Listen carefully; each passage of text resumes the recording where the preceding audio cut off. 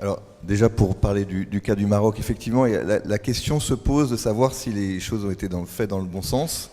Hein. Dans tous les pays où le service de paiement digitaux, maintenant on peut appeler ça comme ça parce qu'il n'y a pas que les opérateurs mobiles maintenant, de paiements digitaux ont connu un vrai succès, eh bien, l'interopérabilité est toujours venue après que les services aient connu un niveau de masse critique et de succès commercial. Et d'ailleurs, dans ce sens-là, je crois que c'est hier ou avant-hier que Orange vient d'annoncer un projet qui est, Sofrecom, nous on a été à l'initiative de ce projet, de montage d'une plateforme d'interopérabilité via une joint venture entre Orange et MTN sur l'ensemble de l'Afrique. Donc ça c'est et donc encore une fois dans le sens de l'histoire, c'est Orange, MTN puis d'autres opérateurs qui vont sans doute rejoindre ce projet ont lancé leur service en modèle fermé.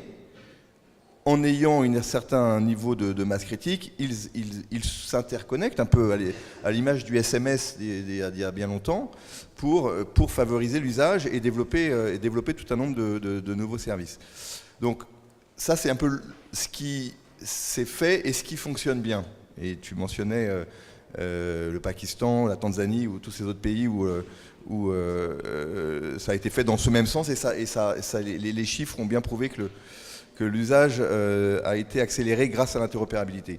Au Maroc, c'est quand même bon, c'est un marché différent déjà de l'Afrique subsaharienne. Il faut bien noter tant sur le niveau de bancarisation que sur les usages, que tout un nombre de spécificités du Maroc qui font qu'il n'est pas anormal que les choses soient faites différemment.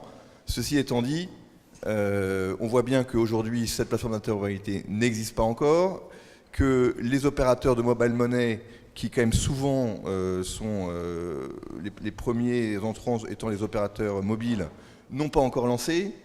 Donc on voit bien que tout ça a quand même généré un petit peu de retard dans le lancement et c'est sans doute dommage parce qu'on voit bien tous les bénéfices socio-économiques qu'apportent ces services-là. Donc voilà, la question se pose. Moi, ma conviction personnelle, c'est que faut plutôt d'abord démarrer les services et puis se connecter après parce que les acteurs qui lancent ces services-là dans un modèle fermé, ils trouvent beaucoup d'intérêts indirects, notamment, vous savez sans doute pour les opérateurs mobiles, sur les aspects de la fidélisation des clients.